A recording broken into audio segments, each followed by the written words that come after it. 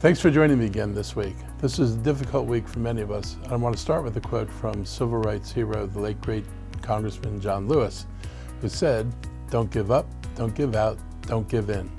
Don't get lost in a sea of despair." When we look back on the Biden-Harris administration, I believe it will be seen as one of the most productive and successful for working American families in nearly a century. We're now facing a tremendous uncertainty for our economy, for many immigrants, and for federal employees, among others. Locally and more specifically, the passage of reduced term limits was not surprising, but I was disappointed that the ballot question passed. You've got Republicans who couldn't beat me on a one-on-one election and developers who couldn't beat me on a one-on-one. They faced an election in 2 years because I planned on running for a third term. The best strategy was to team up and try to use term limits to knock me out. They didn't tell people that the executive already had term limits. They're smart enough to lie and misrepresent the truth because that's what Republicans, some of these developers, are pretty good at. I heard their pitch when I listened to them ask people to sign the petition, and it continued through the election. That said, the outcome will not change my commitment to moving this county forward. I also want to focus on the successful election in Montgomery County. Hundreds of election workers and volunteers from both parties worked together to ensure that everyone who was eligible to vote and wanted to vote got to vote.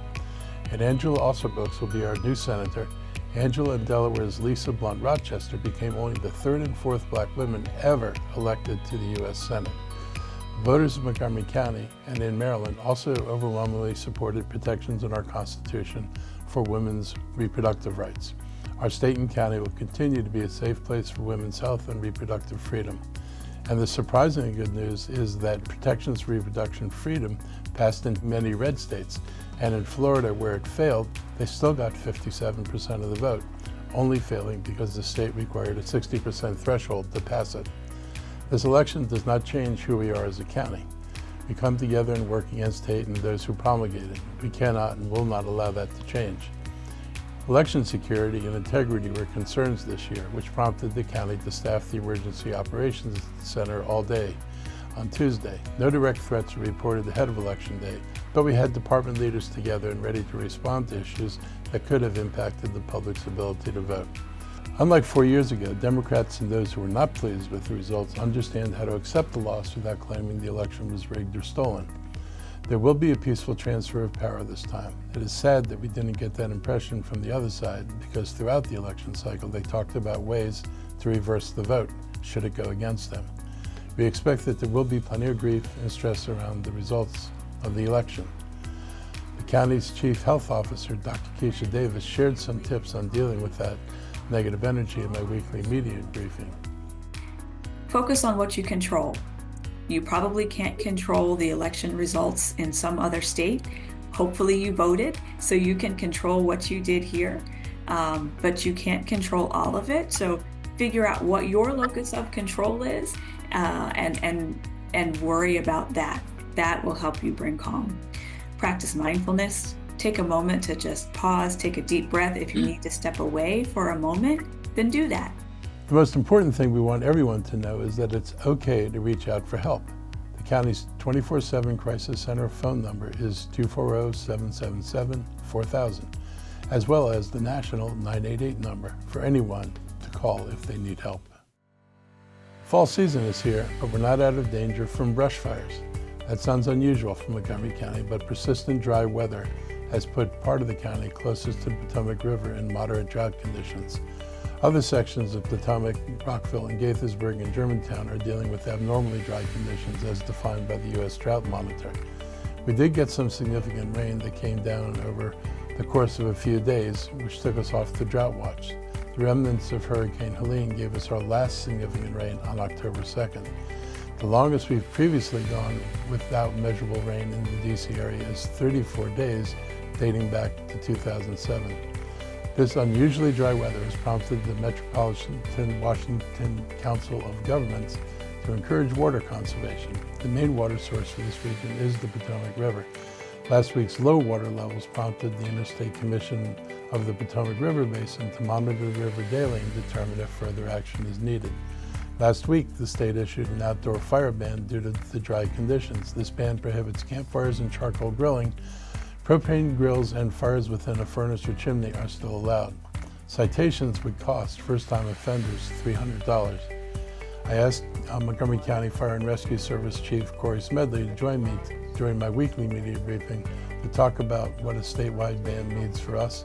But really, we want to make sure that things like our home use of equipment, storing flammable liquids in the proper containers, in the proper space, making sure that we're not parking vehicles on dry grass or over leaves, because your catalytic converter, your muffler, still is able to produce heat, and that can cause a fire. So please be careful, follow the law, and hope that we see another good rain soon. In other fire and rescue service news, I was pleased to officially open the new fire station in Clarksburg last week. It's been in the works for nearly 20 years. The project ran into many hurdles along the way. We even had to change the site, but we kept our focus on fulfilling the need for the station. The northern end of the county continues to grow. We have needed a way to reach more people with emergency services more quickly. Saving minutes in response times leads us to potentially saving more lives. The area the new station serves is a blend of suburban and rural areas. We have accounted for that with specialized equipment. The station is also home to law enforcement offices, a workout facility for firefighters, and modern living quarters for the volunteers who sacrifice their time to help their neighbors. I want to thank our firefighters and the community for their patience as we completed this project. We've taken steps as suggested by our Fire and Rescue Service to reduce response times and have equipped them with the tools, space, and facilities to keep up with our evolving county. The opening of this station is great for our county and great for Clarksburg. Next week, the Council is scheduled to vote on the growth and infrastructure policy known as the GIP. While the Council has improved the proposal somewhat that was recommended by the Planning Board, it still would reduce desperately needed revenues. The GIP is supposed to raise funds to provide transportation and school improvements that are needed for any new development. These cuts in funding contribute to the backlog of school and transportation projects. That decrease, accompanied by a policy that has held bond spending pretty much flat and unchanged for 7 years, has made it difficult to address the needs of our growing county. The GIP is supposed to be about providing the adequate infrastructure that must accompany development, as required in the original Adequate Public Facilities Ordinance. The proposals before the Council have reduced the revenue by about $8 million over 6 years, at the least. This continues a trend of reducing funds from development that go to the county 5 times since 2013, while simultaneously reducing standards for school capacity and traffic congestion. In short, it creates worse conditions in our communities and reduces the resources needed to address these problems. It's part of a failed policy over a decade that has claimed that the path to growth in this county and jobs in this county was to cut developers' fees. We've had flat growth in jobs despite being the cheapest state in the region for more than a decade, and it's particularly disturbing because jurisdictions across the river in Virginia have commercial tax rates in the most desirable parts of their counties that are almost 50% higher than our tax rates. The refusal to look at a better model has paralyzed the county's ability to keep pace with needed infrastructure. I'm disappointed in this proposal because we need funding for adequate facilities.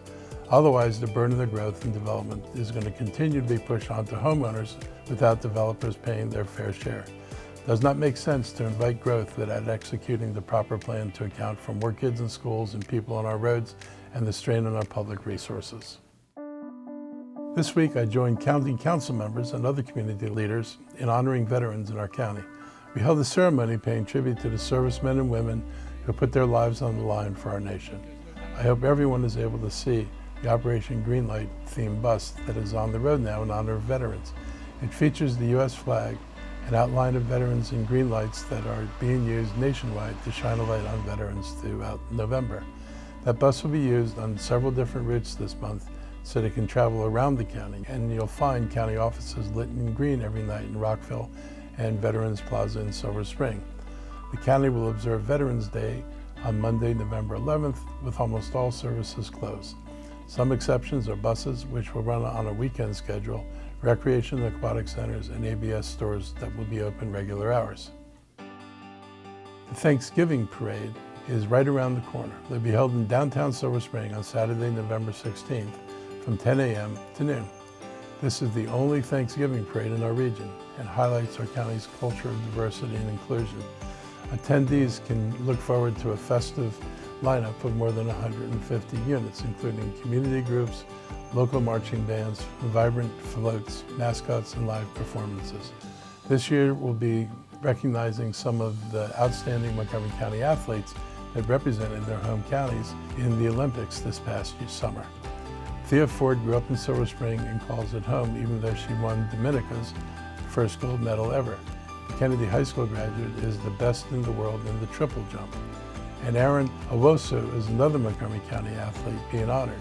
In Paris, he completed the 50-meter freestyle for the country of Eritrea. He graduated from Prince Rupert High School before becoming just the second swimmer to compete at the Olympics for the country. We are glad that they can join us at this year's parade.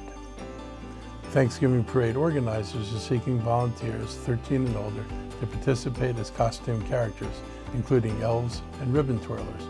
Public parking garages closest to the start of the parade route near Ellsworth Place and Wayne Avenue will be closed on the day of the parade, but other nearby garages will be open. Using Ride-On and Metro is encouraged. For more details on the parade or to sign up volunteers, go to silverspringdowntown.com for more details. So that's a wrap for today. I hope you had a great week, and I will be back again next week.